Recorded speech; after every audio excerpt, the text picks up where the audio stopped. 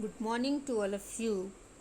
Class 7th, Subject Social Science, Chapter 3, The Delhi Sultans.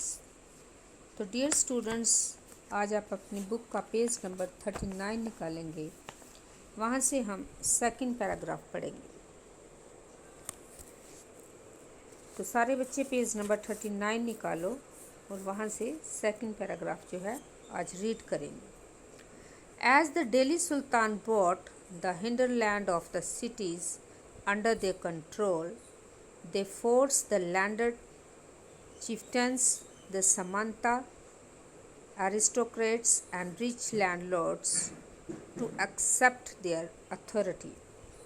जब दिल्ली के सुल्तान शहरों से दूर आंतरिक इलाकों को भी अपने अधिकार में ले आए तो उन्होंने भूमि के स्वामी, सामंतों और अमीर जमींदारों को भी अपनी सत्ता के आगे झुकने को बाध्य कर दिया। Under Alauddin Khilji, the state brought the assessment and collection of land revenue under its own control. The rights of the local chieftains to levy taxes were cancelled and they were also forced to pay taxes. तो अलाउद्दीन खिलजी के शासनकाल में भू राजस्व के निर्धारित और वसूली के कारण को राज्य अपने नियंत्रण में ले आया। स्थानीय सामंतों से कर लगाने का अधिकार छीन लिया गया, बल्कि स्वयं उन्हें भी कर चुकाने को बाध्य किया गया। The Sultan's administrators measured the land and kept carefully accounts.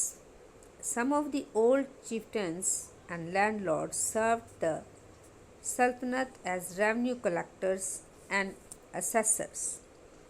There were three types of taxes: on cultivation, called kharaj and amounting to about 50% of the peasants' produce; on cattle, and third on houses.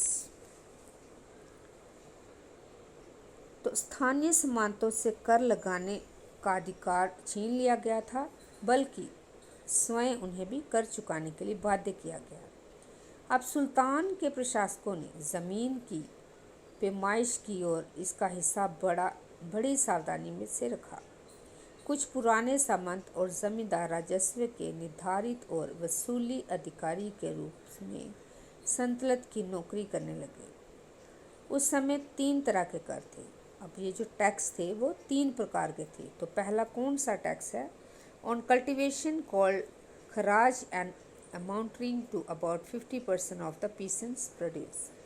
तो कृषि पर जिसे खराज कहा जाता था और जो किसान की उपज का लगभग 50% होता था। अब दूसरा है उन कैटल की मवेशियों पर, और तीसरा आ गया उन हाउसेस पर, घरों पर। तो ये इस तरह के टैक्सेस थे। It is important to remember that large parts of the subcontinent remained outside the control of the Delhi Sultans. It was difficult to control distant provinces like Bengal from Delhi, and soon after annexing southern India, the entire region became independent. Even in the Gangetic Plain, there were forested areas that Sultanate forces could not penetrate. Local chieftains established their rules in these regions. Sometimes rules like Alauddin Khilji and Muhammad Tughlaq could force their control in these areas, but only for a short duration. तो ये याद रखना ज़रूरी है कि इस उपमहाद्वीप का काफ़ी बड़ा हिस्सा दिल्ली के सुल्तान के अधिकार से बाहर ही था। दिल्ली से बंगाल जैसे सुदूर प्रांतों का नियंत्रण कठिन था, और दक्षिण भारत की विजय के तुरंत बाद जो दक्षिण भारत था उसकी विजय के, जो उसने विजय ली थी तो क्या होता है कि उसके तुरंत बाद, तुरंत क्या होता है, जल्दी ही, तो उन्होंने क्या किया कि ये प्रशासक जो थे तो अधिकार में जो अपने उन्होंने ले लिया हुआ था, तो उसके दक्षिण भारत की विजय जो थी उसके तुरंत बाद ही वह पूरा क्षेत्र फिर से स्वतंत्र हो गया था। जहाँ तक कि गंगा के मैदानी इलाकों में भी घने जंगलों वाले ऐसे क्षेत्र थे कि घने जंगलों वाले ऐसे क्षेत्र थे जिनमें बैठने में सुल्तान की सेनाएं अक्षम थी। स्थानीय सरदारों ने इन क्षेत्रों में अपना शासन जमा लिया। अलाउद्दीन खिलजी और मोहम्मद तुगलक इन इलाकों पर जोर ज़बरदस्ती अपना अधिकार जमा तो लेते थे, पर वह अधिकार कुछ ही समय तक रह पाता था, कि थोड़े ही समय तक वो अधिकार जो था रहता था, ज़्यादा समय के लिए वो अधिकार नहीं था। तो आगे है कि the Mongols under Genghis Khan invaded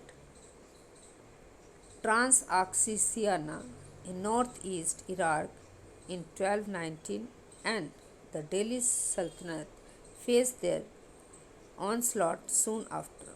Mongol attacks on the Delhi Sultanate increased during the reign of Alauddin Khilji, and in the early years of Muhammad Tughlaq rule. This forced the two rulers to mobilize a large standing army in Delhi, which posed a huge administrative challenge. Let us see how the two sultanates dealt with this. तो चंगेल खान के नेतृत्व में मंगोलों ने 1219 में उत्तरी पूर्वी Iraq में ट्रांसऑक्सिसियाना पर हमला किया था, और इसके शीघ्र बाद ही दिल्ली सल्तनत को उनका धावा झेलना पड़ा। अलाउद्दीन खिलजी और मोहम्मद तुगलक के शासनकालों के आरंभ में दिल्ली पर मंगोलों के धावे बढ़ गए। इससे मजबूर होकर दोनों ही सुल्तानों को एक विशाल स्थानीय सेना खड़ी करनी पड़ी। इतनी विशाल सेना को संभालना प्रशासक के लिए भारी चुनौती थी। आइए देखें कि दोनों सल्तनत ने इस चुनौती का सामना कैसे किया। तो डियर स्टूडेंट्स, अब जितना मैंने आज आपको पढ़ाया है वो आपने घर में फिर से रीड करना है। Thank you and have a nice day.